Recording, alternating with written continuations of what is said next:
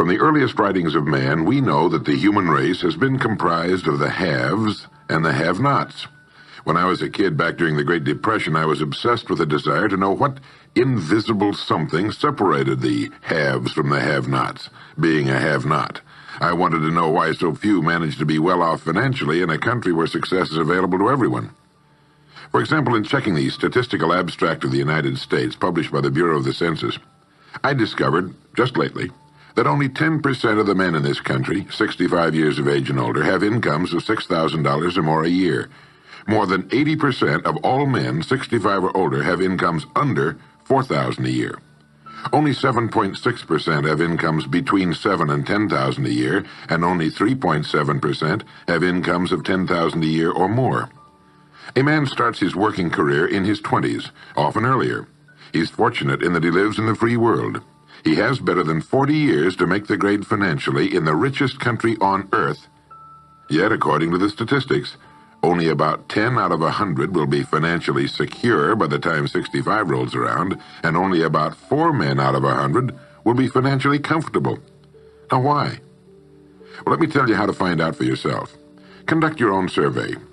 Start down the street in your neighborhood on any Saturday or Sunday and ask the man of every house 2 questions. The first question is, what are you doing at the present time to increase your income now? That is, how much do you want to earn? And when you've evaluated the blank stare you get in response to that question, ask question number 2, which goes, how much money are you planning to be worth at age 65? Now, when the silence becomes too unnerving, thank him and move on to the next house. Ask 50 men, 100, 1,000, until you're completely convinced that the reason men don't make more money during their working lives, and the reason men aren't financially independent by the time they're 65, is simply that they seldom, if ever, do any constructive thinking on either subject. It's that simple, unfortunately. The reason it's so easy to earn far more money than the average man earns in this country is that so very few, are going about it the right way. This is a race without enough contestants to bother about. The few who are really in the race can all be winners. Some will finish ahead of the others, but even the man who finishes last in this race will be financially secure. Most people, more than 90%, aren't even in the race. To prove it, ask yourself the 2 survey questions. Up until the time you started listening to this message, what were your plans for increasing your income? How much do you want to earn? And how much money had you decided to be worth by the time you're 65? You see, people who earn large incomes aren't lucky, and they're not crooks, as those without money are so fond of pretending, nor are they endowed with more brains or talent necessarily than their friends and neighbors, nor are they privy to occult secrets, and only a very few were lucky enough to have had rich fathers or grandfathers. Most of the people earning the big incomes today started the same way you and I did, and most other people. The only difference between the men who earn big incomes and those who earn small incomes is that those earning big incomes decided to earn more. They're the people who made it their business to earn more.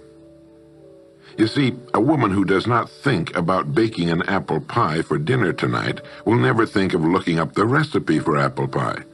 Without the decision for pie, there's no motivation for checking out the recipe. A man who does not think about driving his car to St. Louis, Missouri, or Nacogdoches, Texas, will never get road maps which show how to get to St. Louis or Nacogdoches. And a man who never decides to earn more money will never think of learning how, of looking up the rules for earning more money. You see, people do what they make up their minds to do. So get rid of the ancient superstition once and for all that people who earn big money are special people, or lucky, or get the breaks, or had money to begin with, or knew someone, or are smarter, or anything else. These are alibis. They can all be disproved 1,000 times. The reason there are so many of these alibis around is that men who fail to make the grade financially are seldom honest enough to just admit that they really didn't try and keep trying. So in order to justify their failure, in order to remain seated, they dream up and pass along these old alibis. We're all self-made, but only the successful will admit it. I once had occasion to visit Charleston, South Carolina. I'd never been there before, so I hired a taxi to drive me around the historic old town. I particularly wanted to see the battery where that famous shot was fired on Fort Sumter. Along this beautiful drive, some of Charleston's oldest and finest homes look out over the bay. I commented to my cab driver on what lovely homes they were, and he said, yes, some of those homes have 40 rooms. And then he thought a moment and he said, and every one of them is owned by a crook. This is how the have-nots justify themselves and their lot in life. I didn't say anything because I didn't feel I was entitled to advise him or try to straighten out his thinking. This is a free country where as long as he doesn't hurt others, everyone has the unalienable right to be just as wrong as he wants to be. As Thomas R. Lounsbury, the American scholar and educator, put it, we must view with profound respect the infinite capacity of the human mind to resist the inroads of useful knowledge. My taxi driver and men and women like him all over the world have been kidding themselves and holding themselves down and refusing the bounty and abundance of the world for centuries. Knowledge is available to everyone. We can either listen to those qualified to teach us, or we can go along with those ancient stumbling blocks we get from people who don't know any more than we do. The truth, incidentally, about those homes along that beautiful drive is that they were built by the men and women who made the largest contribution to the city of Charleston. In just a moment, I'm going to give you the formula for getting rich, but before I do, I want to remind you of something. Before a jet pilot begins his takeoff from an airport, he carefully goes over a checklist, item by item. He does this not only because it's required by law, but because he cannot afford to trust so important a job to his memory alone. He has another checklist that he goes over just as carefully before he begins his letdown at his destination. He does this without fail every time he takes off and every time he lands. Well, I think living successfully is as important as flying an airplane. And because of this, I think each of us needs a checklist too. And that's why there's one included with this cassette. We need a checklist to go over item by item before we take off in the morning and before we drop off to sleep every night. So I want to recommend that you affix the checklist to your bathroom mirror. Stare at it as you brush your teeth in the morning and stare at it again as you prepare for bed at night. Go over each item, and as you do, think of what each item represents. Now here's number one. It's the formula for getting rich. It also explains why you're in your present position, whether you're earning $6,000 a year or $16,000 or $60,000 or $600,000. It applies to every adult, whether he's employed or unemployed. It applies to the richest man and to the poorest, and every person in between. And here it is. Our rewards in life will always be in exact proportion to our contribution, our service. Now that's what the formula means as the first item on your checklist. Memorize it. Our rewards in life will always be in exact proportion to our contribution, our service. Listen to it, think about it until you know it emotionally as well as intellectually. It might give you some slight feeling of superiority to realize that there's probably not another man within a mile of where you live who knows it. You can add it as a question on your survey if you want proof of that. If you want it in another form, here it is as it applies to a man's job. It's the same thing really, the same thing applies, but you can express it differently. The money you're paid by the company you work for will always be in direct ratio to the need for what you do, your ability to do it, and the degree of difficulty involved in replacing you. Maybe you want to write the formula down in both of its forms and think about it until it's as much a part of you as your name. The reason it isn't spelled out on your checklist is because you might not want everyone to know what you're up to. The checklist is valuable only to a person who knows what the words really indicate. All right, you've got the formula. As you think about it, its meaning will become clearer to you. With the formula, there are two rules which must be applied to properly use it. This formula, together with the two rules, is your recipe or your roadmap to earning all the money you really want. Now let's take a look at item number 2 on your checklist. And I'm serious about your putting this checklist on your mirror. You'll notice it's pressure sensitive. Item number 2, the gold mine. The Pulitzer Prize-winning playwright Archibald MacLeish, in his play The Secret of Freedom, wrote, "The only thing about a man that is a man is his mind. Everything else you can find in a pig or a horse." Strong words, aren't they? But as long as you live, you'll never hear a truer statement. The key to every human being's success lies in his mind, the gold mine between his ears. One idea can make you rich. A lot of good ideas can move you steadily upward in the work you do, and ideas are free. Now just think, there's nothing now being done commercially that will not be done better, much better in the years ahead. Next year's homes and most of what's in them will be better than this year's. Next year's cars will be better. Next year's manufacturing, distributing, marketing, and selling and advertising should be better. Nothing is now being done as well as it must be done in the future, and every innovation, every new improvement will be somebody's brainchild. Now, what's your specialty? How many good ideas have you come up with during the past year? If you continue on as you have in the past, where will you be and what will you be earning, say, a year from now, 5 years from now? Every day of our lives, we walk or drive by more opportunity than we could develop in a lifetime, in 50 lifetimes.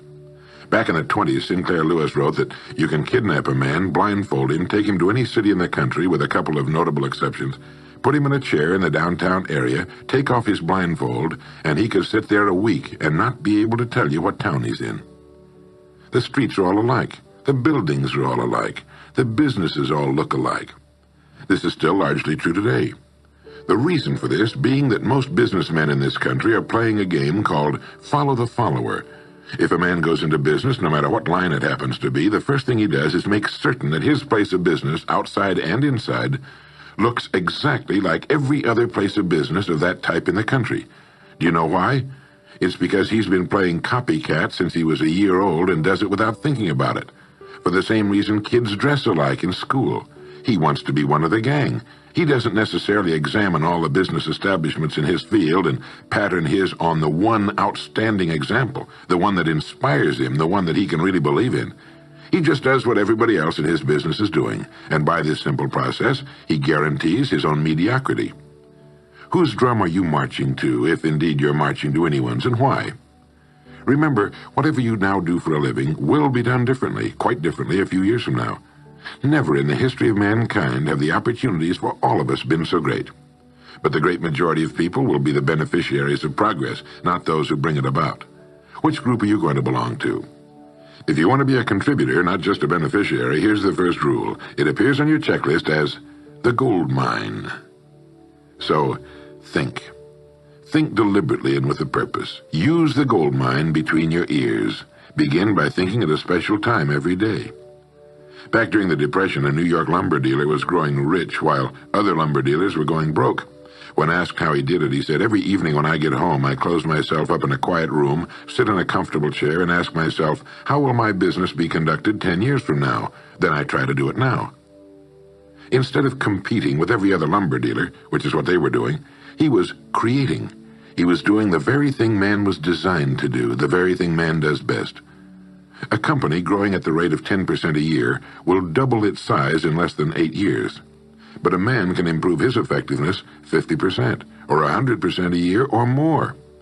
The experts tell us that every one of us has within him deep reservoirs of ability, even genius, that he habitually fails to use.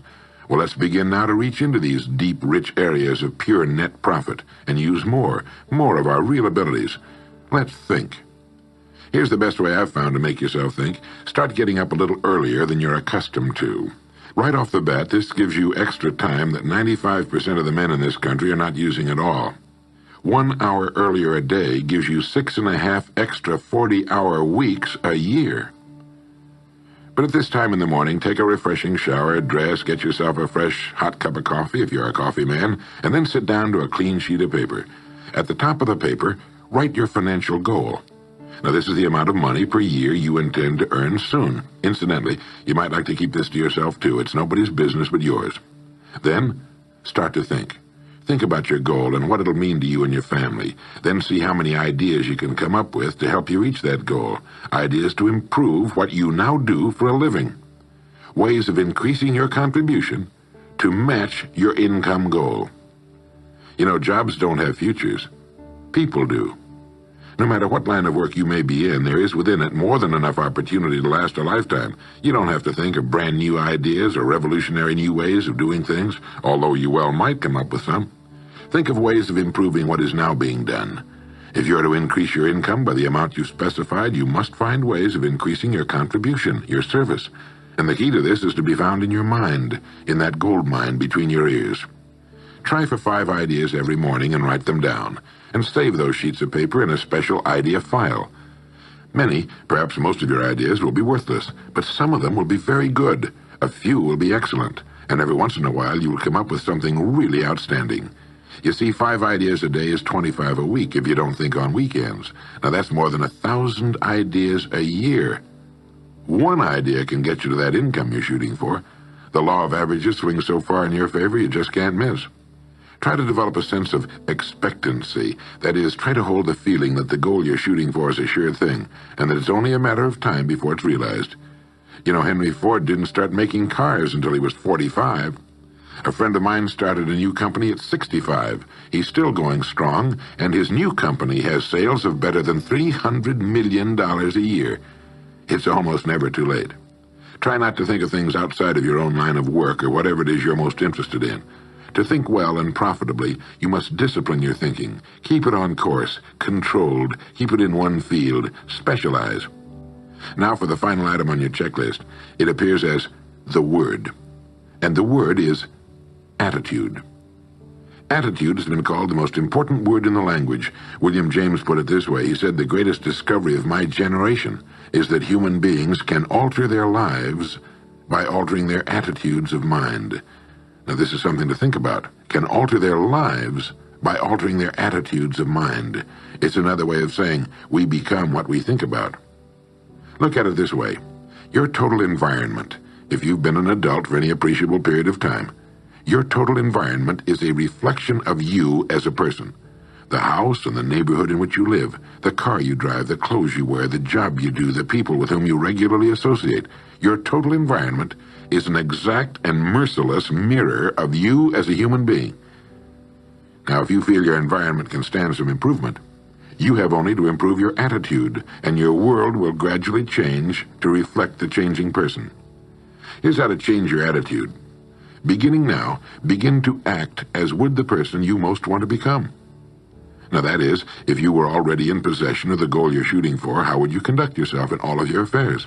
Well, do it now, and tomorrow, and the next day. Begin now to act the part of the person you most want to become, and you'll end by becoming that person.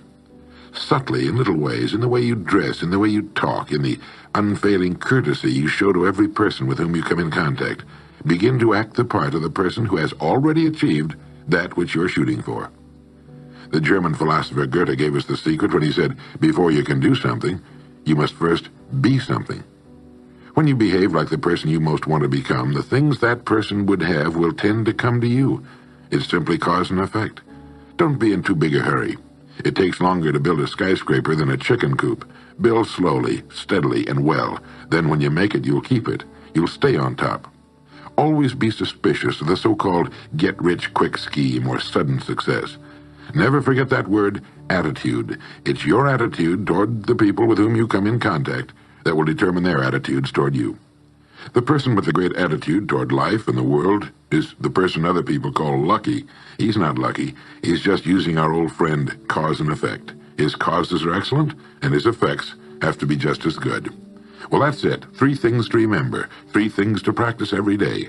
If you spent 16 hours a day, 7 days a week, practicing your golf swing, in a relatively short time, you'd have a grooved, beautiful swing like the pros.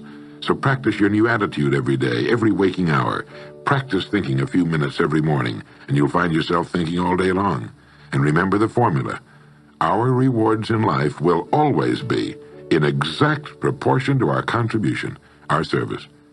Go over the ideas in this message every day until they're as much a part of you as your name and your temporary address. You'll notice that each time you listen, you'll hear something new. You'll get a new idea you failed to get before. This is Earl Nightingale, and thank you.